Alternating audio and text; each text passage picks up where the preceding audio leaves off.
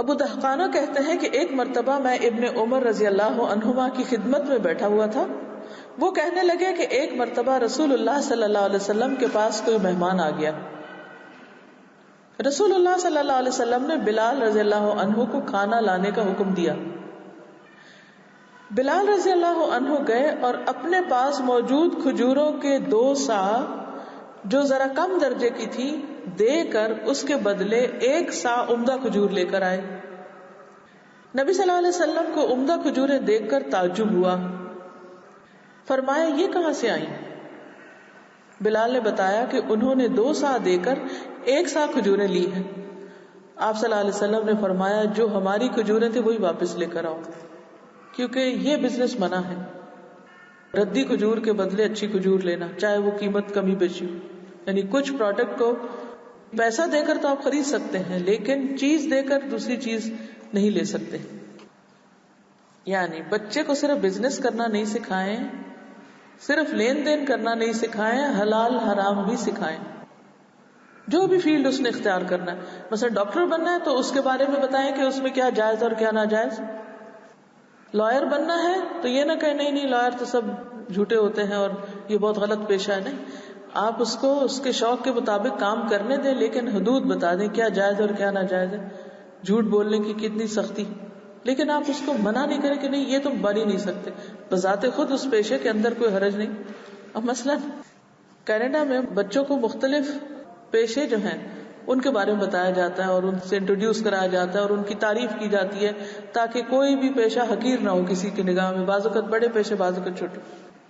تو ایک دن ایک ماں بتانے لگی کہ یہاں پر ٹیچرز کو اس طرح بچوں کو کنونس کرنا آتا ہے کہ میرا بچہ گھر آیا اور خوشی خوشی کہنے لگا کہ میں گاربیج بوائے بنوں گا. کہتی کہ میں بہت پریشان ہوئی کہ گاربیج بوائے کیسے اس کو بننے کا شوق آ گیا. وہ جو ٹرک کے پیچھے کوڑا اٹھا اٹھا کے ڈال رہے ہوتے ہیں. یعنی اس پیشے کو انہوں نے اتنا معزز اور اتنا اچھی طرح پیش کیا کہ وہ بچہ جو ہے وہ کہنے لگا کہ یہ تو بہت اچھا ہے. مجھے اچھی طرح یاد ہے کہ کچھ عرصہ جب میرا بیٹا بھی کینیڈا میں تھا تو ایک دن کہنے لگا کہ میں گارڈنر بنوں گا. تو میں ہنسی نہیں آگے سے، نہ میں نے کہا کہ ہاں بنو گے، نہ کہا نہیں بنو گے، کچھ نہیں کہا. میں نے پوچھا کہ تم کیوں گارڈنر بنو گے؟ تو وہ اپنی لاجک دینے لگا کہ پھول لگانا اور پودے اگانا اور باغ لگانا اور یہ سب کچھ کتنا اچھا ہے. اور میں نے کہا کہ ہاں بہت اچھی بات ہے، اور اس کے بعد چھوڑ دیا. کیونکہ اگر وہ اس وقت کہتی یہ کیوں، یہ بھی کوئی کام ہے کرنے کا، تو اب کیا ہوتا، وہ جس گارڈنر کو دیکھتا وہ سوچتا یہ تو کچھ کرنے کا نہیں، یہ تو ایسے بیکار آدمی. ہمارے ہاں مختلف پیشوں کے خلاف کیوں یہ چیز پیدا ہو گئی؟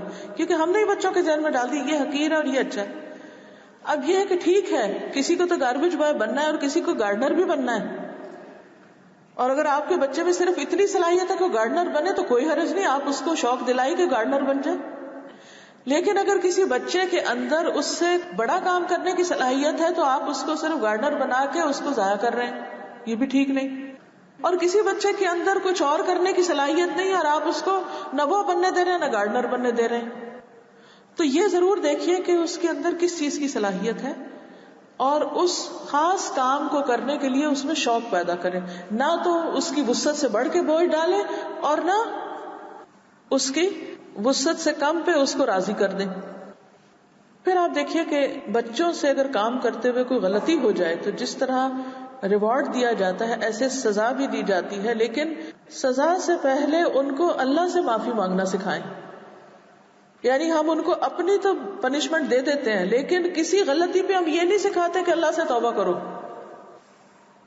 مثلا آپ کو پتا چلا کہ آپ کے بچے نے جھوٹ بولا، ہوتا ہے نا بعض اوقات بچوں کے اندر کئی خرابیاں آ جاتی ہیں. کتنی مائیں ہیں جو یہ کہتی ہوں کہ بیٹا اللہ سے توبہ کرو، یہ بہت بڑی بات ہوگی، اللہ سے توبہ کرو، اللہ سے معافی مانگو، صدقہ کرو کہ گناہ معاف ہو جائے. نہیں کہتے نا ہم عام طور پہ ہم ڈانٹ ڈپٹ جہنم میں جاؤ گے، یہ ہوگا وہ ہوگا، بس ختم بات. نہیں، آپ بھی ان کے لیے توبہ کریں، استغفار کریں، دعا دیں اور وہ خود بھی کریں اپنے لیے. قرآن مجید میں آتا نا وَإِذَا فَعَلُوا فَاحِشَةً أَوْ ظَلَمُوا أَنفُسَهُمْ ذَكَرُوا اللَّهَ فَاسْتَغْفَرُوا لِذُنُوبِهِمْ وَمَن يَغْفِرُ الذُّنُوبَ إِلَّا اللَّهُ وَلَمْ يُصِرُّوا عَلَى مَا فَعَلُوا وَهُمْ يَعْلَمُونَ. توبہ کا پورا کانسیپٹ سمجھائیں کہ گناہ پہ اصرار نہیں کرنا، دوبارہ نہیں کرنا، اب ہو گیا سو ہو گیا، آئندہ اس چیز کے قریب نہیں جانا، اور اللہ تعالیٰ کو راضی کرو. میرا کیا ہے، میں تو خوش بھی ہو گئی تو کچھ فائدہ نہیں اگر اللہ ناراض ہے. غلطی کرنے پر یہ جملہ بولنا سیکھیے، میری فکر نہیں کرو، اللہ راضی ہوا تو میں خود ہی خوش ہو جاؤں گی، اللہ میرے دل میں ڈال دے گا. لیکن اگر وہ ناراض ہے اور میں خوش بھی ہوئی تو تمہیں کچھ نہیں ملے گا. تو جو ایمان ہے یہ جب پختہ ہوگا تو تربیت آسان ہو جائے گی. ایمان کے بغیر، جڑ کے بغیر سب چیزیں اوپر اوپر کی ہیں. ابو ایوب انصاری سے روایت ہے، جب ان کی وفات قریب ہوئی تو انہوں نے کہا، ایک حدیث کو جو رسول اللہ صلی اللہ علیہ وسلم سے میں نے سنی تھی وہ میں نے تم سے چھپائی تھی. میں نے رسول اللہ صلی اللہ علیہ وسلم کو فرماتے ہوئے سنا، اگر تم گناہ نہ کرو تو اللہ تعالیٰ ایسی مخلوق پیدا کرے گا جو گناہ کریں پھر بخشش مانگے اور اللہ تعالیٰ ان کو بخش دے. یعنی اللہ تعالیٰ ہم سے یہ ایکسپیکٹ نہیں کرتا کہ ہم اینجلز بن جائیں یا پرفیکٹ ہو جائیں. اللہ کو پتا ہے ہم کام کرتے ہوئے غلطی کریں گے، ہم بھولیں گے، ہم پھسلیں گے، ہم ٹکرائیں گے، لیکن حل کیا ہے کہ توبہ کرتے جائیں. اور یہ بوجھ ہٹانے کا اتنا خوبصورت طریقہ ہے کہ توبہ کر لیں اور اپنے آپ کو اس جکڑن سے آزاد کر لیں.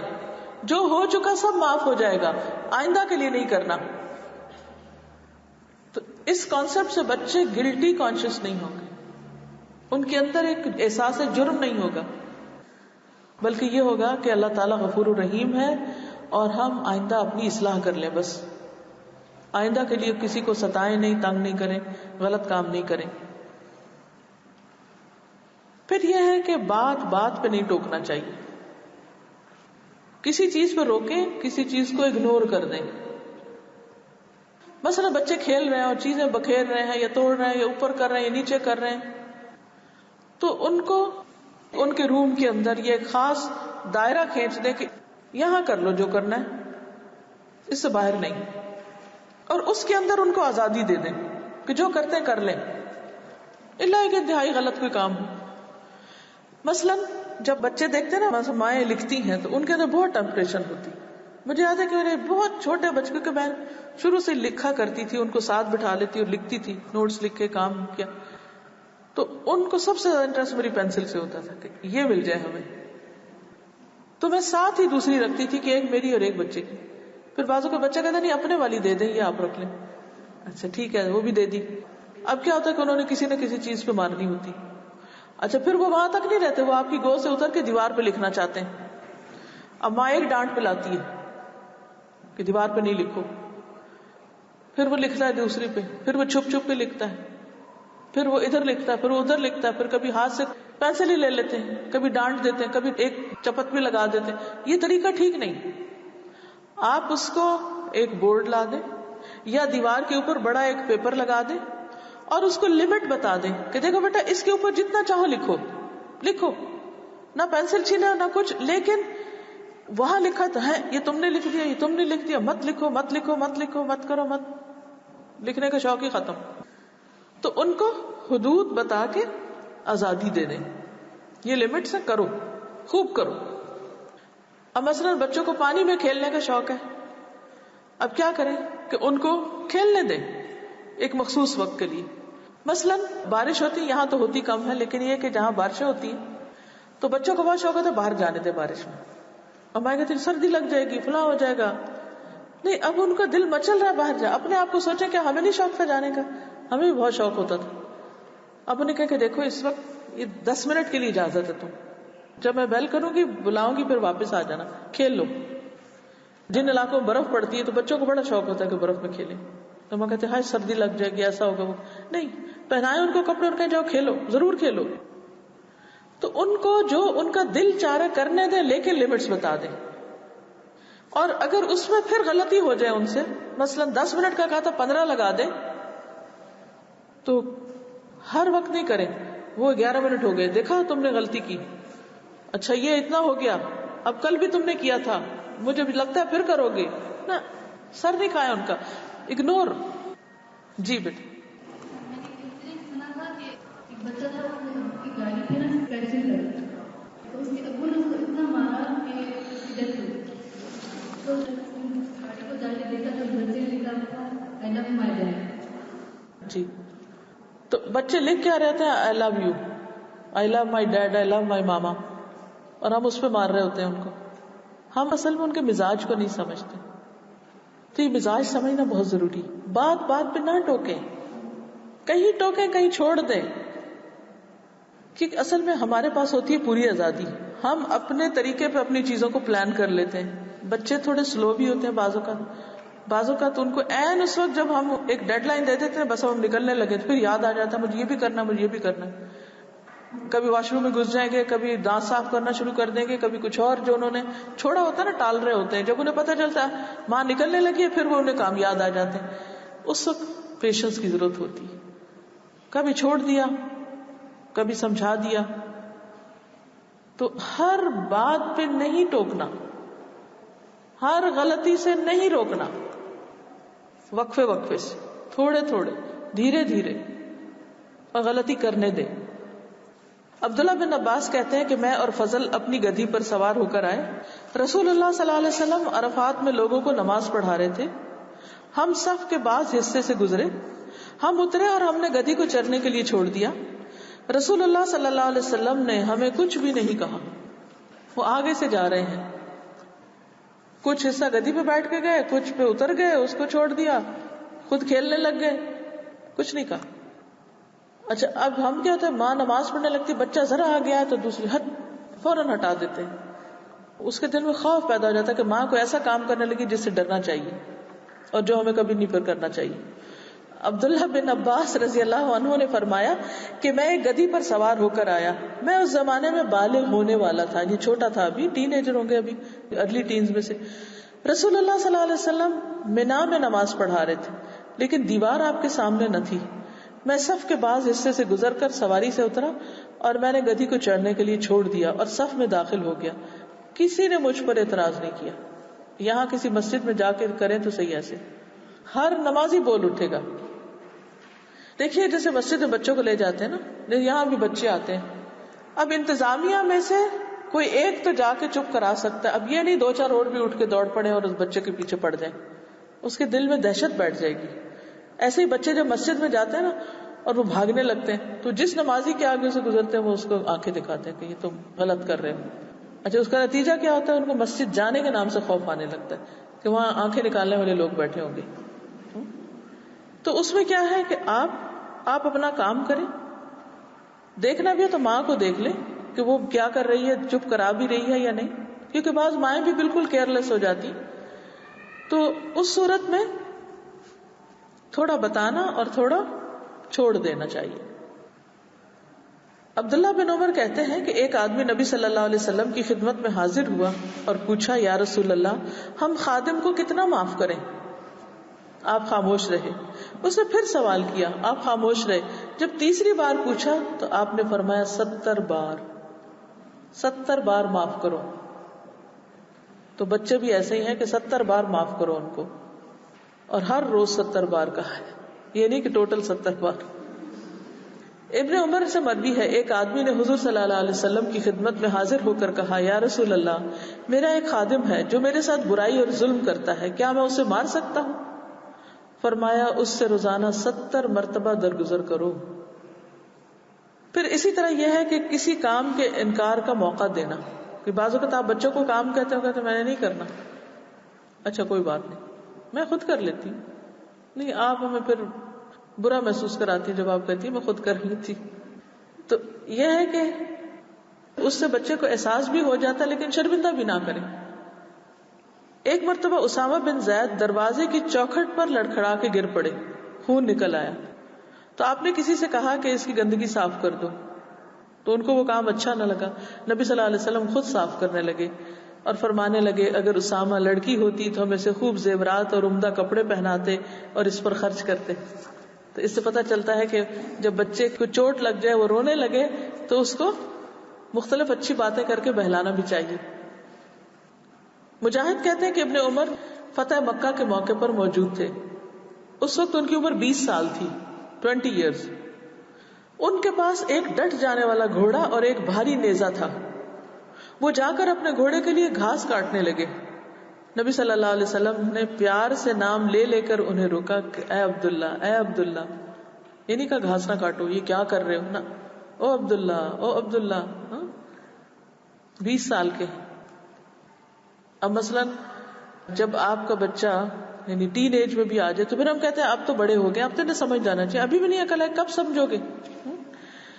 تو اس میں یہ ہے کہ بعض اوقات نام بول کے یہ کام نہ کرو، جملہ مکمل کرنے کی ضرورت نہیں، صرف پیار سے 1-2 دفعہ سلام کر دیں، نام بول دیں، اس کو سمجھ آ رہی ہے وہ کیا کر رہا ہے، وہ رک جائے گا. پھر اتنے خوبصورت انداز ہے نبی صلی اللہ علیہ وسلم کے، لیکن ہم بس ایک ہی گھسے پٹے طریقے پر عمل کر کے اور بچوں کو باغی کر دیتے ہیں. پھر اسی طرح اگر کوئی غلطی ریپیٹ کرے تو اس پر خود سے انہیں کہیں کہ اچھا دوبارہ کرو اور ٹھیک کرو. بہت زیادہ انسٹرکشنز نہیں دینی کیونکہ وہ کنفیوز ہو جاتے ہیں. مجھے اچھی طرح یاد ہے کہ میری ایک چھوٹی بہن تھی، تو ایک دفعہ میری والدہ نے گھر کے کچھ کام بتائے، میں جا رہی ہوں تو یہ بھی کرنا، یہ بھی کرنا، یہ بھی کرنا، 4-5 تھے. تو وہ کہنے لگی مجھے سارا نہیں یاد رہے گا. یعنی اتنے بعض اوقات ایک ہی وقت میں بچوں کو پوری لسٹ سنا دیتے ہیں، ان کو یاد نہیں رہتا، یا اتنی تیز بات کرتے ہیں کہ ان کو سمجھ نہیں آتی. تو اس سے کیا ہے کہ ان کو کام بتا دیں، اور جیسے میں نے پہلے کہا نا، اشارے، کچھ آوازیں، کچھ الفاظ، چھوٹے لفظ، مختلف چھوٹے چھوٹے طریقے سے بات، کیونکہ ان کی کیپیسٹی کم ہوتی ہے. جب کیپیسٹی کم ہوتی ہے تو دینا بھی کم چاہیے، کم انسٹرکشنز، بہت لمبی نہیں. اسی لیے آپ دیکھیں گے کہ بعض اوقات جب آپ ایک بات شروع کرتے ہیں تو بچے کہتے ہیں ہاں اس کے بعد اب آپ یہ کہیں گے، پھر یہ کہیں گے، پھر یہ کہیں گے، پورا رٹ چکے ہوتے ہیں آپ کے جملے کہ اب آپ کیا کہنے والی ہیں. تو وہ اثر نہیں کرتے پھر جملے. فرمائیے. میں پوچھنا چاہ رہی ہوں کہ کس ایج تک ہم کہہ سکتے ہیں کہ بچہ جو ہے وہ انڈیپینڈنٹ ہے اور اس کی چیزوں کی سمجھنا تربیت پوری ہے ماں باپ کی طرف سے، اس کے باوجود اگر بچہ کو غلطی کرے نہ کرے تو کس ایج تک ہم کہہ سکتے ہیں کہ وہ اس میں خود امپلائی کرتا ہے، اس کے ماں باپ کی رسپانسبلٹی نہیں ہے. یعنی کہ ماں باپ کی ذمہ داری کب ختم ہوتی ہے؟ وہ حدیث میں آتا ہے نا، رفع القلم عن ثلاث، 3 لوگوں پر ذمہ داری نہیں ہے. سوتا ہوا بندہ جب تک جاگ نہ جائے، اگر مثلا سو رہا ہو، بے ہوشی میں اس نے کچھ ایسا کام کر دیا کہ کسی کا نقصان ہو گیا تو اس کی پوچھ نہیں. دیوانہ جب تک کہ اس کو عقل نہ ہو جائے، مجنون، اور بچہ جب تک بالغ نہ ہو جائے. بلوغت کے بعد وہ اپنا ذمہ دار ہے، لیکن اس کے باوجود بھی کچھ چیزیں ایسی ہیں کہ جو بلوغت کے بعد بھی ماں باپ کی ذمہ داری. مثلا اگر بچے کی شادی نہیں کر رہے آپ اور وہ کوئی غلط کام کرتا ہے تو ماں باپ ذمہ دار ہے. اگر آپ نے بچے کو بزنس تو شروع کرا دیا مگر حلال حرام نہیں بتا اور وہ حرام میں پڑ گیا تو ذمہ دار ہے. تو کچھ ذمہ داریاں بچپن سے متعلق ہیں، کچھ جوانی سے، کچھ تو آہستہ آہستہ. لیکن یہ کہ جب شادی ہو جائے، انڈیپینڈنٹ ہو جائے، الگ ہو جائیں، یعنی جب آپ سے الگ ہو جائیں، بالکل خود ماں باپ بننے لگے، پھر آپ کی ذمہ داری نہیں. اس میں اس میں کنٹروورسیز ہیں. لڑکیوں کی تو جیسے پیریڈ شروع ہونے پر ان کی بلوغت شروع ہو جاتی ہے، لڑکوں کے لیے بھی ویٹ ڈریمز جو ہیں وہ بلوغت کی علامت ہے، لیکن ایج نہیں متعین، کیونکہ ہر بندے کا مزاج فرق ہے. اب مثال کے طور پر آپ دیکھیے کہ ابو ہریرہ کہتے ہیں کہ نبی صلی اللہ علیہ وسلم مسجد میں تشریف لے گئے. اتنے میں ایک شخص آیا نماز پڑھنے لگا. نماز کے بعد اس نے آ کر نبی صلی اللہ علیہ وسلم کو سلام کیا. آپ نے سلام کا جواب دیا اور فرمایا دوبارہ نماز پڑھ لو کیونکہ تم نے نماز نہیں پڑھی. اس نے دوبارہ پڑھی، پھر آ کے سلام کیا. آپ نے پھر یہی کہا دوبارہ نماز پڑھو، نماز نہیں ہوئی آپ کی. 3 بار اسی طرح ہوا. آخر اس نے کہا اس ذات کی قسم جس نے آپ کو رسول بنا کے بھیجا، میں تو اس سے اچھی نماز نہیں پڑھ سکتا، اس لیے اب آپ مجھے سکھائیے. آپ نے فرمایا جب تم نماز کے لیے کھڑے ہو تو پہلے تکبیر کہو، پھر قرآن سے جو کچھ ہو اس میں سے پڑھو، یعنی جو پڑھ سکو پڑھو. اس کے بعد رکوع کرو، پھر رکوع میں چلے جاؤ اور پوری طرح رکوع میں چلے جاؤ، پھر سر اٹھاؤ، پوری طرح کھڑے ہو جاؤ، پھر جب تم سجدہ کر لو تو پوری طرح سجدے میں چلے جاؤ، پھر سجدے سے سر اٹھا کر اچھی طرح بیٹھ جاؤ، دوبارہ بھی اسی طرح سجدہ کرو. یہی طریقہ نماز کے تمام رکعتوں میں اختیار کرو. یعنی آپ اس کو تعدیل سکھا رہے تھے کہ ہر سٹیپ پورا کرنے کے بعد رک جاؤ، پھر اگلا سٹیپ کرو. پاز پھر اگلا سٹیپ، پاز پھر اگلا سٹیپ، یعنی ہلتے جلتے نہیں. تو باقی تو سارے کچھ کر رہا تھا لیکن جلدی کی اس نے. مگر آپ صلی اللہ علیہ وسلم نے اس کو یہ نہیں کہا کہ تم نے جلدی کی تمہاری نماز نہیں ہوئی، غلطی نہیں بتائی. انہوں نے کہا کہ نماز نہیں ہوئی پھر پڑھو. بار بار اس سے غلطی کروائی تاکہ اس کے اندر وہ احساس پیدا ہو جائے کہ اچھا میں غلطی درست کیسے کروں. جب پہلی دفعہ ہم اس کو کریکشن کر کے پوری لسٹ بتا دیتے ہیں تو کیا ہوتا ہے، وہ لینے کے لیے تیار نہیں ہے ابھی. تو ایسے وقت میں نصیحت نہ کریں جب بچہ لینے کے لیے تیار نہیں، ضد میں ہے، غصے میں ہے، کوئی اور ایسی کیفیت ہے. مثلا ایک دیہاتی مسجد میں آیا، اس نے پیشاب کر دیا، صحابہ اس کے پیچھے دوڑے، آپ نے ان کو روک دیا کہ نہیں اس کو کچھ نہ کہو. جب وہ پیشاب کر چکا تو آپ نے کہا اچھا جاؤ پانی بہا دو، اور اس شخص کو بلایا اور کہا کہ مسجدیں عبادت کے لیے ہوتی ہیں، یہاں نجاست نہیں ڈالنی چاہیے. بات ختم. اب اگر وہ جس وقت پیشاب کر رہا ہے اور اوپر سے اس کو تقریر کی جاتی یا کہ اس کو مار رہا ہوتا یا اسے ڈرا رہا ہوتا، کتنا نقصان ہوتا. بعض مائیں بچوں کو واش روم میں بھی نہیں چھوڑتی، باہر کھڑے ہو کے تقریر کر رہی ہوتی، ان کو باہر تو آنے دے پھر ان کو نبٹ لیں. تو اصل میں ہمیں اپنی تربیت کرنا ہے اگر ہم چاہتے ہیں بچوں کی ہو. اچھا بعض کا کیا حال ہوتا ہے، بچہ کوئی غلطی کرے اس کو یہ نہیں بتائیں گی کہ تم نے غلطی کی، ہنسنا شروع کر دیں گی. بھئی آپ کی تو ابھی اپنی تربیت ہونے والی رہتی ہے. اب بچے کو پتہ ہی نہیں کس بات میں ہنسا جا رہا ہے، وہ پریشان ہے کہ بھی کیوں ہنس رہے ہیں. کبھی آپ کوئی سین یاد کریں کہ جب آپ بچے پہ ہنسے اور وہ جا کے گر گیا ہو اور اس نے وہ ناراض ہو کے بیٹھ گیا ہو کہ کیوں ہنسے ہو مجھ پر. کیونکہ ہنسنے سے تو کسی کو غلطی نہیں پتہ چلے گی کہ کس بات کا آپ مذاق اڑا رہے ہیں اس کا. قرآن مجید میں واضح طور پر الفاظ کے ساتھ مردوں کو اور عورتوں کو منع کیا گیا، لا یسخر قوم من قوم، اور اسی طرح عورتوں کو بھی، ولا نساء من نساء. تو بچوں کے اوپر کیسے ہنس سکتے ہیں؟ بعض اوقات کوئی ایک دفعہ غلطی کرتا ہے یا اس کی ٹنگ سلپ ہوتی ہے، کتنا عام ہے. کبھی ایک بچہ تتلا کے بولتا ہے یا اس کے منہ سے لفظ گر جاتا ہے یا پوری جملہ نہیں کرتا تو کیا کرتے ہیں گھر والے، باقی لوگ ہنسنا شروع کر دیتے ہیں اس پہ. اس سے وہ شرمندہ ہو جاتا ہے، اس سے وہ کانفیڈنس لوز کر جاتا ہے، اس سے اس کے دل میں آپ کے لیے نفرت پیدا ہو جاتی ہے اور وہ آپ سے دور بھاگنے لگتا ہے کیونکہ وہ انسیکیور محسوس کرتا ہے، اس کو آپ پر اعتماد نہیں ہے. اور ہم کہتے ہیں ہم تو خوش ہو رہے تھے، ہماری تو بڑی اچھی نیت تھی. بھئی یہ خوشی کا موقع نہیں ہے، کسی کی غلطی ہنسنے کا موقع نہیں ہے. بعض اوقات یہ ہوتا ہے کہ ہم بچے کو نہ سمجھاتے ہیں نہ پوری بات بول کے بتاتے ہیں کہ اس نے غلطی کیا کی، یا ڈانٹنا شروع کر دیتے ہیں یا رونا شروع کر دیتے ہیں یا ہنسنا شروع کر دیتے ہیں. کیا کر رہے ہیں، کیا نمونہ پیش کر رہے ہیں؟ وہ حیران پریشان کھڑا کہ آپ کر کیا رہے ہیں. کیا اس بچے کے دل میں آپ کی عزت ہوگی؟ ہم بچوں کے سامنے خود ہی بیوقوف بنے ہوئے ہیں. تو بچوں کے سامنے ایسے بیوقوف نہ بنے کہ ان کو آپ ایک کشمکش میں چھوڑ دیں کہ وہ خود ہی فگر آؤٹ کرتے رہے بیچارے کہ آپ کیا کر رہے ہیں. پھر اسی طرح ڈانٹنے کے بجائے حل بتانا چاہیے کہ what to do. ہنسنے کی بجائے اس پر مسئلہ حل کریں اس کا. معاویہ بن حکم کہتے ہیں کہ میں رسول اللہ صلی اللہ علیہ وسلم کے ساتھ نماز پڑھ رہا تھا. اسی دوران جماعت میں سے ایک آدمی کو چھینک آئی، کوئی چھینک پڑا. میں نے یرحمک اللہ کہہ دیا، لوگوں نے مجھے گھورنا شروع کر دی. میں نے کہا کاش میری ماں مجھ پہ رو چکی ہوتی، مر گیا ہوتا میں. کیوں گھور رہے ہیں مجھے؟ اسے سمجھ ہی نہیں آئی. اس نے کہا میں تو یرحمک اللہ کہا ہے، اس میں کیا ہو گیا، کیوں سارے مجھے دیکھ رہے ہیں؟ یہ بہت امبیرسمنٹ ہوتی ہے نا اس وقت.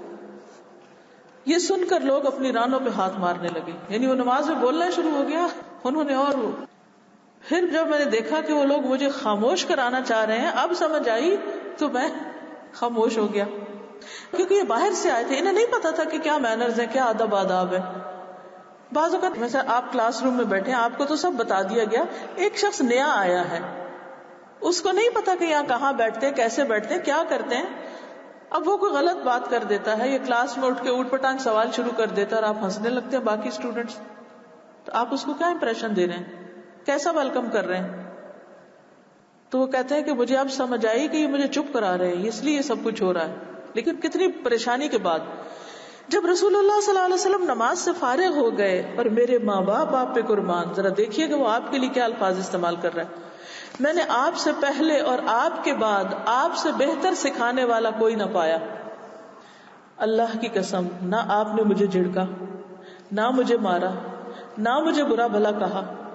آپ نے فرمایا نماز میں لوگوں سے باتیں کرنا درست نہیں، بلکہ نماز میں تو تسبیح، تکبیر اور قرآن کی تلاوت کرنی چاہیے. That's it. کیا خوبصورت انداز ہے. ہم ایموشنل ہوئے بغیر سمجھاتے بھی کوئی نہیں، یا تقریر شروع کر دیں گے، یا غصے میں سمجھائیں گے، یا ہنستے ہوئے بول کے سمجھائیں گے. نارمل انداز میں کیا کرنا ہے جچے تلے اسپیسیفک ورڈز میں نہیں سمجھاتے. وہ بچے کی تربیت خاک ہوگی، اسے پتہ ہی نہیں کیا کرنا ہے. وہ کہے گا ہماری ماں پاگل ہے، کبھی ہنستی ہے کبھی روتی ہے، بس یہی اس کا کام ہے. اور وہ جب اسکول جاتا ہے اب ٹیچر کو دیکھتا ہے فٹ ہے، اسمارٹ ہے، تو وہ اسی کو آئیڈیلائز کرتا ہے، خواہ مسلم ہے نان مسلم. وہ کہتا ہے یہ ہے اصل تو اس کو پتا ہے، ماں کو کچھ نہیں پتا. تو اگر اب تک آپ نے نہیں سیکھا تو اب سیکھ لیجئے، لیکن جب تک آپ اچھا رول ماڈل نہیں ہوں گے اچھی تربیت نہیں ہو سکے گی. پھر ایک اور بات یہ ہے کہ ایک ریوارڈ کی قسم یہ ہے کہ غور سے سنیں، پوری توجہ سے سنیں اور اچھا تاثر دیں، یعنی دلچسپی لیں. اب ایک مرتبہ حضرت عائشہ نے کچھ خواتین سے کچھ باتیں سنی اپنے اپنے شوہروں کی، تو ایک لمبی کہانی تھی 11 عورتوں کی. وہ آئیں اور انہوں نے نبی صلی اللہ علیہ وسلم کو ساری کہانی سنائی. آپ نے پوری توجہ سے سنی، اور ان میں سے جو سب سے بہترین کردار تھا آپ نے فرمایا دیکھو وہ جو ابو ذرا تھا میں تمہارے لیے اسی طرح. لیکن پوری بات سنی. بچے بعض اوقات باہر سے پتہ نہیں کیا کچھ سن کے آتے ہیں، اچھا ہمیں سنانا چاہتے ہیں، ہمیں نیند آ جاتی ہے، یا سنانا چاہتے ہیں اور ہمارا کام لیٹ ہو رہا ہوتا ہے. تو اس میں اگر وقت ہے تو اپنے فون وغیرہ سب چھوڑے اور اس کی بات سنیں، اور اگر نہیں وقت یا آپ تھکے ہوئے ہیں تو بھی آپ اس کی بات مختصر کروا کے جانے ضرور وہ کیا کر کے آیا باہر، کیا سن کے آیا، اور اس میں صرف ایک چھوٹی سی بات تبصرے کے طور پر. بعض ایسے کام بچے کر کے آتے ہیں کہ دل دہل جاتا ہے، اس پر بھی بہت زیادہ ہا ہو نہیں کیا کریں، بلکہ نارمل وے میں لیں تاکہ وہ بھی نارمل زندگی گزارنا سیکھے. پھر اسی طرح یہ ہے کہ اپنا حکم نافذ کرنا نہیں بلکہ انہیں تجربات سے سیکھنے دیں. ابن عمر کہتے ہیں کہ نبی صلی اللہ علیہ وسلم نے اہل طائف کا محاصرہ کیا، اس سے کچھ فائدہ نہ ہوا، تو آپ صلی اللہ علیہ وسلم نے اعلان کیا کہ کل ہماری روانگی ہے، ہم ان کا محاصرہ چھوڑ رہے ہیں. لیکن کچھ لوگوں کو اچھا نہ لگا، انہوں نے کہا نہیں ابھی نہیں جانا چاہیے. ہم نے کہا ٹھیک ہے نہیں جاتے. اگلے دن پھر کیا ہوا، پھر جب مقابلہ ہوا تو صحابہ میں سے بہت سے زخمی ہو گئے. اب سب کو سمجھ آ گئی کہ آپ کیوں کہہ رہے تھے کہ چلیں. اگلے دن پھر آپ نے اعلان کیا تو سب آرام سے چل پڑے. بہت دفعہ ایسا ہوتا ہے کہ ہم بچوں کو کہتے ہیں یہ نہیں کرنا، وہ کہتے ہیں نہیں کرنا ہے، ہم کہتے ہیں اچھا کر لو. پھر جب وہ چوٹ لگتی ہے، جب کچھ تکلیف ہوتی ہے تو پھر اگلی دفعہ کہ نہیں کہتے کہ نہیں کرنا، پھر مان جاتے ہیں. تو آپ بھی اسی واقعے کو حرف آخر نہ سمجھیں، اگلی دفعہ کا وقت دیں. ہم نہیں کریں گے، اچھا نہیں کرتے، ٹھیک ہے نہیں کرتے. پھر جب نقصان سامنے آئے گا تو پھر کہیں گے اب آپ بتائیں کیا کرنا ہے، پھر آپ سے مشورہ مانگیں گے. اس وقت کا انتظار کریں، حکم نافذ نہیں کریں. حالانکہ آپ صلی اللہ علیہ وسلم چاہتے تو کیا کرتے، جب میں نے کہہ دیا کہ چلنا ہے تو اب چلنا ہے، کسی کو چوچرا کی اجازت نہیں. کیونکہ صحابہ سمجھ رہے تھے کہ شاید ہم ایک دن اور لڑائی کریں گے تو ہم جیت جائیں گے، لیکن آپ کو پتا تھا کہ ایسا نہیں ہونے والا. تو اس لیے دباؤ نہیں ڈالا آپ نے، لوگوں کو ڈیسیژن لینے دیا. اسی طرح بچے کی بعض باتیں بالکل احمقانہ، فضول، بیکار، آپ کی کسی انٹرسٹ کی نہیں ہوتی، اور آپ سارے بچوں سے سن چکے ہوتے ہیں وہ کہانیاں. آپ کہتے کیا اب اتنی فضول باتیں اب میں سے سنوں. صحابہ کرام جب دور جاہلیت کے قصے سناتے تھے تو بڑی قیمتی معلومات ہوتی تھی. صحابہ کرام شعر پڑھا کرتے تھے، جاہلیت کے قصے بتاتے اپنے. آپ صلی اللہ علیہ وسلم خاموش ہوتے, کبھی مسکرا بھی دیتے لیکن سن لیتے. تو بہت دفعہ بچوں کی نان سینس سن لیں, اس کو ہاں نہیں کریں کہ ہاں ٹھیک ہے, خاموش رہیں, اچھی چیز ہے تو اس کو اپریشیٹ بھی کریں. صحابہ کرام ایک دوسرے پر خربوزے کے چھلکے پھینکتے تھے, یعنی اتنے فری بھی ہوتے تھے بعض اوقات, لیکن جب حقائق کا سامنا ہوتا تو مرد بن جاتے. یعنی بعض اوقات بچوں کے ساتھ آپ کھیل بھی لیں, ہوتا ہے نا بچوں کو وہ بال کے ساتھ کھیلنا, یعنی کہ بڑے بھی ہو جاتے ہیں نا بچے تو ان کی پسندیدہ گیم ہوتی ہے کہ اچھا کیچ کریں, وہ کسی نہ کسی چیز کو کیچ کروائیں گے, یہ کیچ کریں وہ کیچ کریں. یہ اصل میں کیا ہے, توجہ لینے کا ایک طریقہ ہے کیچ کروانا. آپ کو کہتے جی میں کیچ کرتی ہوں, اچھا اب تم کیچ کرو. تو بیٹھے بیٹھے بچے کھیلنا شروع کر دیتے ہیں. تو ایسی چھوٹی چھوٹی چیزوں کے اندر آپ حصہ لیا کریں.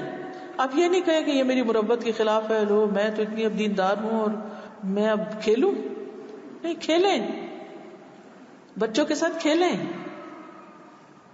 لیکن یہ ہے کہ اگر ان کے اندر کوئی غلط چیز ہے تو اس پر بھی ان کی ساتھ تو نہ دیں, لیکن یہ ضرور ہے کہ ان کو احساس دلا دیں کہ یہ چیز ٹھیک نہیں. مثلا ابو ذر کہتے ہیں کہ انہوں نے کچھ ایسے الفاظ کہہ دیے حضرت بلال کو, یا ابن السودا, اے کالی ماں کے بچے. اب آپ دیکھیے کہ یہ ایک بہت بڑی بات ہے. تو بلال کہتے ہیں کہ میں جا رہا ہوں حضور صلی اللہ علیہ وسلم کے پاس, میں بتاتا ہوں تم نے میرے ساتھ کیا کیا. وہ یہ تھا کہ صحابہ بیٹھے ہوئے آپس میں کسی چیز کی پلاننگ کر رہے تھے, تو ابو ذر کی رائے کچھ ہی تو حضرت بلال کی کچھ اور تھی, اختلاف ہو گیا. تو ابو ذر کو غصہ آ گیا, تو انہوں نے کہا کہ تم غلط کہتے ہو ابن السودا. حضرت بلال کو بھی غصہ آ گیا, اٹھ گئے وہاں سے, چلے گئے حضور صلی اللہ علیہ وسلم کے پاس. تو حضور صلی اللہ علیہ وسلم فرمایا, ابو ذر انک امرؤ فیک جاہلیہ, تم میں ابھی تک جاہلیت کا اثر باقی ہے. یعنی یہ کہنے میں کوئی حرج نہیں کہ بچے کو آپ نے ابھی تک تمہاری یہ عادت نہ گئی, کہہ سکتے ہیں کبھی, روز نہیں کبھی. یعنی ڈو ناٹ ایکسپیکٹ کہ بچہ ایک ہفتے میں پرفیکٹ ہو جائے گا یا ایک مہینے میں ہو جائے گا. 20 سال کے ہو گئے, اب تمہاری شادی بھی ہو گئی, مگر یہ بات نہ گئی تم میں سے, تاکہ وہ اس خاص بات کو نکال دے. پھر یہ ہے کہ بیہیویئر کو شیپ کرنا ہوتا ہے, تراش خراش کرنی ہوتی, کیونکہ اس ہفتے کی جو اسائنمنٹ ہوگی نا آپ کی, وہ اسی کے اوپر ہے بیسیکلی, کہ آپ نے کس طرح اچھے رویوں کو پختہ کرنا ہے, کس طرح شیپ کرنی ہے, کس طرح عادات کو ان کے اندر تسلسل لا کے انہیں پختہ کرنا ہے. اب مثلا ایک مرتبہ حضرت عبداللہ بن عمر جو ہیں وہ کہتے ہیں, یہ بھی ینگ صحابہ میں سے تھے, وہ کہتے ہیں کہ ایک دفعہ حضور صلی اللہ علیہ وسلم نے مجھے دیکھا تو میرا تہبند نیچے لٹک رہا تھا. آپ نے پوچھا یہ کون ہے؟ میں نے عرض کیا عبداللہ ہوں. فرمایا اگر تم واقعی عبداللہ ہو تو اپنا تہبند اونچا کرو. چنانچہ میں نے اسے اونچا کر لیا. آپ نے کہا اور کرو, تو میں نے نصف چنڈی تک چڑھا دیا. تو یہ ہے کہ بعض اوقات نام سے, بعض اوقات کسی اور طریقے سے احساس دلانا, یعنی صرف ڈانٹ ڈپٹ اور بد اخلاقی سے بولنا ہی نہیں تربیت ہوتا, بلکہ غلطی بتانے کا بھی ایک طریقہ ہوتا ہے. پھر اسی طرح یہ کہ کل بھی میں نے بات کی تھی کہ اگر بچہ کوشش کر رہا ہے تو کوشش کو بھی اپریشیٹ کرے.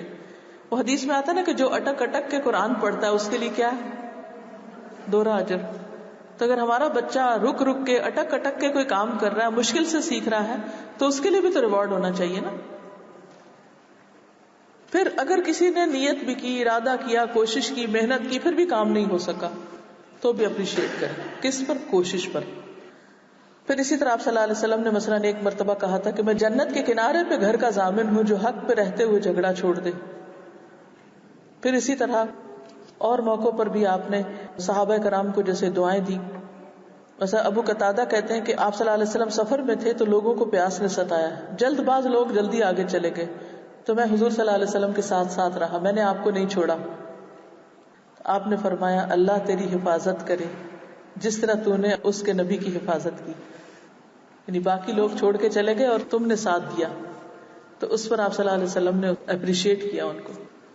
پھر یہ ہے کہ اگر آپ نے کسی انعام دینے کا وعدہ کیا ہے تو وعدہ پورا کرنا ضروری ہے. عبداللہ بن مسعود کہتے ہیں کہ کوئی شخص کسی بچے سے ایسا وعدہ نہ کرے جسے وہ پورا نہ کرے. وہ واقعہ بھی یاد ہوگا کہ عبداللہ بن عامر کی والدہ نے انہیں بلایا تھا کھجور دینے کے لیے, تو آپ نے پوچھا تم کیا دینا چاہتی ہو, اگر نہیں دو گی تو یہ تمہارے حق میں جھوٹ لکھا جائے گا. پھر اسی طرح یہ ہے کہ کام سپرد کرتے ہوئے ساتھ ہی انعام بھی دیا جا سکتا ہے بعض اوقات. جیسے ایک موقع پر آپ صلی اللہ علیہ وسلم نے حضرت علی کو جھنڈا دیا تھا, کبھی جو انعام مقرر کیا اس سے زیادہ بھی دے دینا چاہیے. پھر اسی طرح یہ ہے کہ جو کام کیا جتنا کیا اتنا بھی دیا جا سکتا ہے. پھر انعام کے ذریعے تربیت بھی کرنی مقصود ہے کہ بچہ جو ہے وہ انعام کی لالچ میں نہ لگا رہے. کبھی پیار بھرے جملے بھی انعام ہو سکتے ہیں. مثلا ایک موقع پر جب آپ صلی اللہ علیہ وسلم سعد بن ابی وقاص کو تیر دے رہے تھے تو آپ نے فرمایا میرے ماں باپ تم پہ فدا ہوں, تم یہ تیر مارو. پھر اچھے عمل کی ترغیب دینا جو ہے اس پہ اچھا ریوارڈ بتانا, وہ بھی ایک طرح کا انعام ہوتا ہے. پھر ایک بچے کو انعام دے کے دوسرے کو پختہ کرنا, نیکی کی طرف لانا, یہ بھی ایک طریقہ ہے. جب ایک اچھا کام کرے اس کو آپ انعام دیں تو دوسرا بھی دیکھ کے سیکھے. یعنی ہر چیز صرف ایک پر ہی تجربہ نہ ہو, ایک کے ذریعے دوسرے کو سکھائیں, یا ایک کی سزا کے ذریعے یا ایک کی جزا کے ذریعے, یعنی عبرت کا نمونہ بھی بنا کر. پھر کل بھی بات ہوئی تھی سرپرائزز کی کہ بعض اوقات بچوں کو سرپرائز دیں کیونکہ اس سے بھی ان کو زیادہ خوشی ہوتی ہے. اور اس کو آپ جان سکتے ہیں جیسے وہ بچے بہت چھوٹے ہوتے ہیں نا, تو اگر آپ اپنے آپ کو ڈھانپ لیں اور پھر اچانک منہ کھولیں تو وہ کھیل بچوں کو بہت پسند آتا ہے, تو ان کو ایک طرح سے سرپرائز ہوتا ہے کہ اچھا چھپ گئے, نظر آ گئے. اسی طرح کوئی چیز ان کی پسند کی کوئی چیز اچانک انہیں دینے یا دکھانے سے اس سے بھی ان کے اندر ایک ایکسائٹمنٹ ہوتی ہے. حضرت علی سے روایت ہے کہ رسول اللہ صلی اللہ علیہ وسلم نے فرمایا کہ حاطب بدر کی لڑائی میں شریک تھے اور تم کو معلوم نہیں کہ اللہ بدر والوں کو دیکھ رہا تھا اور فرما رہا تھا تم جو چاہو کرو, تمہارے لیے بہشت واجب ہو گئی یا میں نے تم کو بخش دیا. تو حضرت عمر کے آنسو نکل آئے, کہنے لگے اللہ اور اس کا رسول زیادہ جانتے ہیں. جب حاطب سے وہ خط انہوں نے دیا تھا تو اس موقع پر ان کو حضرت عمر نے کہا تھا کہ میں ان کی گردن اڑا دیتا ہوں. تو نبی صلی اللہ علیہ وسلم نے اس موقع پر کس طرح ان کا ساتھ دیا, حالانکہ وہ غلطی پر تھے لیکن اس کے باوجود ان کی پچھلی خدمات کی بنا پر ان کو چھوڑ دیا گیا. بس ایک بچہ ہمیشہ اچھا کام کرتا ہے, کسی ایک موقع پر کوئی غلطی ہو جاتی ہے اس سے, تو اس کو اس پر اتنا نہ ڈانٹے یا ایسا رویہ اختیار نہ کریں کہ وہ آئندہ زندگی کے لیے کام چھوڑ بیٹھے. پھر یہ ہے کہ دنیاوی چیزوں پر مبنی انعامات کو ایک حد پہ آ کے روک دیں. آپ کو معلوم ہے کہ ایک غزوہ کے موقع پر, غزوہ حنین ہی تھا شاید, اس موقع پر انصار کو آپ نے کچھ نہیں دیا تھا جبکہ دوسرے لوگوں کو بہت کچھ دیا تھا, اور اس پر ان کے دل میں بات بھی آئی تھی کہ ہمیں کچھ بھی نہیں ملا. تو آپ نے انہیں کیا فرمایا تھا, کیا تم اس پر خوش نہیں کہ جب لوگ اونٹ اور بکریاں لے کر جا رہے ہوں تو تم اپنے گھروں کی طرف رسول اللہ صلی اللہ علیہ وسلم کو ساتھ لے کے جا رہے ہو. تو یہ بات جو تھی یہ ان کے لیے بہت بڑا انعام تھا, بہت بڑا ریوارڈ تھا. تو اسی طرح جب بچے بڑے ہو جائیں, سمجھدار ہو جائیں, عادتیں پختہ ہو جائیں اور وہ ان سب چیزوں سے اوپر اٹھنے لگیں, تو بعض اوقات جب آپ دوسرے بچوں کو دے رہے ہو تو ان کو بتائیں کہ اب ماشاءاللہ یہ میرا بچہ اتنا سمجھدار ہو چکا ہے کہ یہ ان چیزوں کے بغیر بھی کام کر سکتا ہے. یا مثلا بچے کہیں کہ ہمارے دوسرے دوستوں کو تو ان کے والدین نے یہ کچھ لے کر دیا اور آپ نے ہمیں یہ نہیں دیا, تو اس وقت بھی آپ بتا سکتے ہیں کہ ہم آپ سے یہ توقع کرتے ہیں کہ آپ ان چیزوں سے اوپر اٹھ جائیں اور اس کے بغیر بھی کام کر سکیں. کیونکہ بہرحال جو بڑے کام اگر آپ بچوں سے لینا چاہتے ہیں تو انہیں آپ کو دنیا کی محبت سے اوپر اٹھانا ہی ہوگا, ورنہ دنیا میں کوئی ایسی چیز نہیں کہ جو بڑے کاموں کا ریوارڈ بن سکے. چھوٹی چھوٹی چیزوں پر تو دنیا میں آپ کو انسٹنٹ فائدے مل سکتے ہیں, لیکن بہت سے نیکی کے کام, انسانوں کے لیے خدمت خلق کے کام ایسے ہیں کہ جن پر انسانوں کی طرف سے کوئی ریوارڈ نہیں ملے گا, لیکن یہ اسی وقت ہو سکتے ہیں جب لالچ سے خالی. مثلا ابھی مجھے راستے میں بتا رہی تھی جو میرے ساتھ آ رہی تھی کہ ان کی ایک خالہ تھی, ان کے نام پر یہاں یہ جو راشد ہاسپٹل ہے وہاں پر ایک وارڈ بھی ہے. کہتی کہ وہ جب اپنی چھٹیاں لیتی تھی تو وہ بھی یعنی کہ جو ان کی اینول ویکیشن ہوتی تھی، اس ویکیشن میں وہ دنیا کے مختلف ملکوں میں غریب علاقوں میں جا کر مریضوں کا مفت علاج کرتی تھی. اب یہ کون کر سکتا ہے؟ وہی جو دنیا کے فائدوں سے اوپر اٹھ جائے. اور یہ ماں باپ کی تربیت ہوتی ہے. تم ڈاکٹر تو بن رہے، ٹھیک ہے، تم نے پیٹ پالنا ہے، اپنے بچوں کو بھی دیکھنا ہے، لیکن یاد رکھنا کہ یہ بھی کرنا ہے جو دنیا سے ریوارڈ چاہے بغیر کرنا ہے. اس کا فائدہ تمہیں دنیا میں نہیں لینا. تب ان کے اندر اعلیٰ اخلاق پیدا ہوں گے، تب وہ کچھ بڑے کام کر سکیں گے. ورنہ اگر ہر چیز کو آپ نے پیسوں سے جوڑ دیا نا، یہ لینے اور دینے، کچھ ملے گا تو کچھ کرنا، اور ہر چیز میں ریوارڈ ملے گا تو تب کام کرنا اور قدم اٹھانا، تو پھر یہ بھی تربیت الٹ ہو جائے گی. تو ہر چیز میں اعتدال ضروری ہے. یعنی ایک حد پہ آ کے ریوارڈز مادی شکل میں دینا بند، ان کو اندر سے ریوارڈ لینے دیں. اپنے اندر کا ریوارڈ کیا ہوتا ہے، کوئی بتائے گا آپ میں سے؟ دیکھیے کسی بھی کام کا ایک صلہ باہر سے ملتا ہے اور ایک اندر سے. جی ہاں، ایک اچھا کام کر کے جو خوشی ملتی، ایک سکون نصیب ہوتا ہے، جو ایک اندر ایک خاص ٹھنڈک پہنچتی، یہ کسی بھی نیکی کا اس دنیا میں سب سے بڑا ریوارڈ ہے. اس ریوارڈ تک بچوں کو پہنچا دیں تاکہ وہ دوسری چیزوں سے اوپر اٹھ کے کام کرنے لگے، لالچ سے نکل جائیں، تب بڑے کام کر سکیں گے. ایک ہوتا ہے نا ہر چیز تنخواہ کے لیے کرنا، بزنس کے لیے کرنا، فائدے کے لیے کرنا، ہر چیز میں لینے کی اور ایک یہ ہے کہ اللہ کی خاطر بغیر کسی لالچ کے کوئی کام کرنا. یہ مادی تہذیب اور اسلامی تہذیب کا بہت بڑا فرق ہے. اسلامی تہذیب کیا سکھاتی ہے انسان کو؟ کہ انسان اللہ کی خاطر کام کرے اور وہ جو سیلف سیٹسفیکشن اور نفس مطمئنہ ہے اس تک پہنچے. اور اس کو بچوں کو پریکٹس کرایا کریں شروع سے. اچھا دیکھو تم یہ چیز خرچ کرو، یہ فلاں کو دو.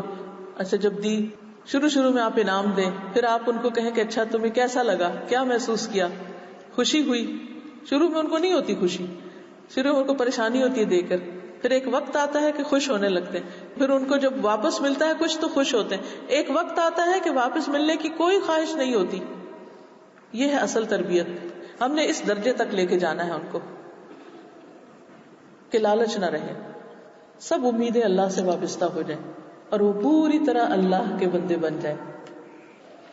تب سچی ہمدردی انسانوں کی بھی آئے گی اور خیر خواہی آئے گی، اور پھر اصل نیکی کے کام ہوں گے. عمر رضی اللہ تعالیٰ عنہ نے کہا کہ رسول اللہ صلی اللہ علیہ وسلم مجھے کچھ مال دیا کرتے تھے، یعنی ہر کچھ عرصے کے بعد کچھ نہ کچھ دیتے تھے، اور میں کہتا تھا کہ جو مجھ سے زیادہ محتاج ہے آپ اس کو دے دیں. ایک بار آپ نے مجھے مال دیا، میں نے عرض کیا جسے مجھ سے زیادہ ضرورت ہے آپ اس کو دے دیں. آپ نے فرمایا اس کو لے لو، اور جو مال تمہارے پاس بغیر لالچ کے اور بغیر مانگے آئے اس کو لے لیا کرو، اور جو اس طرح نہ آئے اس کا خیال بھی نہ کرو. یہ ہے تربیت. ٹھیک ہے، کیا سکھانا ہے؟ خود بھی سیکھنا، اور کیا سکھانا ہے؟ لالچ نہ ہو، سوال نہ کرو، بیگر نہ بنو، انتظار نہ کرو، لالچ نہ رکھو. اپنی خوشی سے کوئی دیتا ہے تو ریجیکٹ نہ کرو، اور اگر کوئی نہیں دیتا تو خیال بھی نہ کرو. اور یہ ہر کوئی اپنے دل سے پوچھ سکتا ہے، اپنا جائزہ لے سکتا ہے. جب تک یہ کیفیت ہے نا کہ ہائے ابھی ملا کچھ نہیں، ابھی کیوں نہیں ملا، ابھی اس نے کچھ دیا نہیں ہے. کیونکہ بچوں کو پھر جب بچپن میں لینے کی عادت پڑ جاتی، ساری زندگی بچے بنے پھر لینے کی عادت رہتی، دینے والے نہیں ہوتے. ایک تو بچپن سے دینا بھی سکھائیں، دوسرے یہ احساس سکھائیں کہ کسی کی چیز پر نظر نہیں رکھنا، کسی سے عیدی ملنے کا انتظار نہیں کرنا کہ عید آئے گی تو عیدی ملے گی تو یہ خریدیں گے. کچھ سال اس طرح بھی گزرتے ہیں نا کہ بچوں کو عیدی سے کچھ خریدنے کی عادت پڑ جاتی، پھر ایک وقت آ کے اس سے بھی توڑنا ہے کہ اب تم بڑے ہو گئے، اب چھوٹے بچوں کو تم عیدی دو. تو یہ مسلسل ڈیولپمنٹ ہوگی. ڈے 1 سے یہ آپ نہیں ڈال سکتی. وہ معصوم بچہ جو بیچارہ کچھ لے کے ہی خوش ہوتا ہے، اس کے یہ کانسیپٹ ڈیولپ نہیں ہو سکتے ابھی، یہ بڑے ہو کر ہوں گے، لیکن یہ ہونے چاہیے. ابھی آپ نے پوچھا تھا نا کہ کب تک تربیت ہو، جب تک یہ سٹیج آ جائے کہ اب ان کو لینے کا انتظار نہیں، وہ دینے کی سوچتے. حکیم بن حزام کہتے ہیں میں نے رسول اللہ صلی اللہ علیہ وسلم سے کچھ مانگا، آپ نے دے دیا، پھر مانگا، پھر دے دیا، پھر مانگا، پھر دے دیا آپ نے. اس کے بعد فرمایا اے حکیم، یہ دولت بڑی سرسبز اور بڑی شیریں ہے، لیکن جو شخص اسے اپنے دل کو سخی رکھ کر لے اس کی دولت میں برکت ہوتی، یعنی اس کے اندر لالچ نہیں تو پھر اس کے مال میں برکت ہوتی. اور جو لالچ کے ساتھ لیتا ہے اس کی دولت میں کچھ بھی برکت نہ ہوگی. یہ بہت بڑا اصول ہے. اسی لیے آپ نے دیکھا ہوگا کہ بعض لوگوں کی آمدنی تھوڑی بھی ہوتی ہے مگر بڑے پرسکون ہوتے ہیں. ان کے منہ سے آپ کبھی بھی نہیں سنتے کہ ان کے پاس کچھ نہیں. بعض اوقات وہ شدید ضرورت مند بھی ہوتے ہیں پھر بھی نہیں کہتے کہ ہمارے پاس کچھ نہیں. اور کچھ لوگ ایسے ہوتے ہیں کہ ان کے پاس سب کچھ ہوتا ہے پھر بھی وہ اپنے مسائل بیان کر رہے ہوتے ہیں، پھر بھی وہ غموں کی کہانی سناتے رہتے ہیں. تو یہ ایک مزاج ہوتا ہے، لالچ ایک مزاج ہے. تو آپ نے فرمایا کہ جو لالچ کے ساتھ لیتا ہے اس کی دولت میں کچھ برکت نہیں. اس کا حال اس شخص کا ہوگا جو کھاتا ہے لیکن اس کا پیٹ نہیں بھرتا. کچھ بیماریاں ہوتی ہیں نا کہ جتنا بھی کھا لو وہ احساس ہی نہیں کہ پیٹ بھر گیا. اوپر کا ہاتھ نیچے کے ہاتھ سے بہتر ہے. حکیم بن حزام نے کہا میں نے عرض کی اس ذات کی قسم جس نے آپ کو سچائی کے ساتھ مبعوث کیا ہے، اب اس کے بعد میں کسی سے کوئی چیز نہ لوں گا تاکہ میں اس دنیا سے جدا ہو جاؤں. تو بچوں کو ایک حد پہ آ کے مادی انعامات سے روکنے کے بعد زبان سے دعا اپریسیشن نہیں روکنی. یعنی یہ نہ کہے کہ لالچ نہیں رہا تو پھر آپ ان سے کچھ کہنا کہلانا بھی چھوڑ دیں. نہیں، زبان سے دعا اور اچھے کلمات کہتے رہیں. عمر بن تغلب کہتے ہیں کہ رسول اللہ صلی اللہ علیہ وسلم نے کچھ لوگوں کو مال دیا اور کچھ کو نہ دیا. جن کو آپ نے نہیں دیا ان کو ناگوار ہوا. آپ نے فرمایا میں کچھ ایسے لوگوں کو دیتا ہوں کہ مجھے جن کے بگڑ جانے، اسلام سے پھر جانے اور بے صبری کا ڈر ہے، یعنی ان کو میں دیتا ہوں کہ یہ جم جائیں. کچھ ایسے ہیں جن پر میں بھروسہ کرتا ہوں کہ اللہ تعالیٰ نے ان کے دلوں میں بھلائی اور بے نیازی رکھی ہے، ان کو نہیں بھی دیں گے تو مائنڈ نہیں کریں گے، ان کو میں نہیں دیتا. عمر بن تغلب بھی انہی میں شامل ہیں. عمر بن تغلب کہا کرتے تھے کہ رسول اللہ صلی اللہ علیہ وسلم نے میرے بارے میں جو کلمہ کہا اس کے بدلے اگر مجھے سرخ ہونٹ بھی ملتے تو میں کبھی اتنا خوش نہ ہوتا. کیا کہا تھا آپ نے ان سے؟ کہ کچھ ایسے ہیں جن پر میں بھروسہ کرتا ہوں کہ اللہ نے ان کے دلوں میں بے نیازی رکھی ہے، بھلائی رکھی ہے، ان کو کچھ بھی نہ دیا جائے یہ تب بھی خوش رہتے ہیں. اور عمر بھی انہی میں سے ہے. یعنی ایک طرح سے تعریف کر رہے ہیں کہ عمر میں جانتا ہوں کہ تمہارا دل بے نیاز ہے، تم کچھ نہ لے کر بھی اسی طرح خوش اور راضی ہوتے ہو. تو کہتے ہیں یہ میرے لیے بہت کچھ مل جانے سے بھی زیادہ خوشی کی بات تھی. اسامہ بن زید کہتے ہیں کہ جب مرض الوفات میں رسول اللہ صلی اللہ علیہ وسلم کی طبیعت بوجھل ہوئی تو میں اور میرے ساتھ کچھ لوگ مدینہ منورہ آ گئے. میں حضور کی خدمت میں حاضر ہوا تو آپ خاموش تھے، کسی سے بات نہیں کر رہے تھے.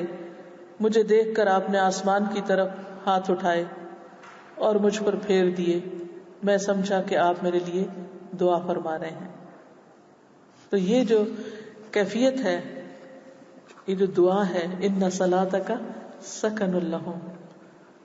بچے جوان ہو جائیں، شادی ہو جائے، ان کے بچے ہو جائیں، ان کی شادی ہو جائے، ان کے آگے بچے ہو جائیں، کچھ ہو جائیں، دعائیں دیتے رہیے، دعائیں کرتے رہیے. دعائیں ساری زندگی کے لیے ان کے لیے سرمایہ ہے. اور جب والدین فوت ہوتے ہیں تو آپ نے اکثر سنا ہوگا کہ وہ کہتے ہیں کہ ان کے جانے کا غم اس لیے ہے کہ اب ہم دعاؤں سے محروم ہو گئے، کیونکہ ان کو اعتماد ہوتا ہے کہ ہمارے والدین کی دعائیں ہمیں ملتی ہیں. تو دعائیں بہت بڑا انعام ہیں، ریوارڈ ہیں. بچوں کو صرف مادی ریوارڈز نہیں، دعاؤں کے اور خیر اور بھلائی کے ریوارڈز دیجیے، آخرت اور جنت کا شوق دلائیے. اللہ تعالی ہماری مدد فرمائے. تیسرے ہفتے کی اسائنمنٹ موجود ہے، آپ لے لیجئے گا. اردو میں بھی ہے، انگلش میں بھی ہے. اسائنمنٹ ہے کہ اس ہفتے میں اپنے بچے کا کوئی ایسا رویہ چنے جسے آپ بڑھانا اور مضبوط کرنا چاہتے ہیں، اسے امپروو کرنا چاہتے ہیں. اس کو لکھ لیں، یعنی اس کو ڈاکیومنٹ کریں کہ کیا اس میں آپ اضافہ کرنا چاہتے ہیں. پھر جب وہ رویہ عمل میں آ جائے تو اس کو بڑھانے اور مضبوط کرنے کے لیے انعام یا تحفہ دے بچے کو. ابھی مادی انعام سے شروع کریں. جو بھی انعام، ایکٹیویٹی، رعایت، تحفہ، کوئی موقع، ایونٹ آپ نے سوچا ہو، اس کو لکھ لیں کہ کیا کیا دیا ہے، کیا دینا ہے. اور پھر ہر دن نشان لگائیں. یہ آگے دنوں کے نام لکھے ہوئے ہیں کہ آپ نے اپنے بچے کی مضبوطی کے لیے اس کو آج کیا انعام دیا، کون سی دعا دی، کیا کہا. تو سائٹ پر آپ یہ پیچھے لکھ لیجئے کہ انعامات کی قسمیں جو آپ نے کل اور آج پڑھی ہیں، انعام کی قسمیں کون کون سی. پھر یہاں لکھیں ایک دن ایک قسم دیں، دوسرے دن دوسری، تیسرے دن تیسری، کہ ہر دن بچے کو کچھ دیں. روز کھانا پکا کے ان کے آگے ٹیبل پر رکھنا انعام نہیں ہے. ٹھیک ہے، آپ یہ نہ کہیں کہ ہم تو روز ہی ان کو کچھ دیتے ہیں، الگ سے کچھ دینے کی کیا ضرورت ہے. نہیں، وہ انعام نہیں ہوتا جو روز ملتا ہے. ٹھیک ہے نا. چلیے، جزاکم اللہ خیرا. سبحانک اللہم و بحمدک، نشہد ان لا الہ الا انت، نستغفرک و نتوب الیک. السلام علیکم و رحمۃ اللہ وبرکاتہ.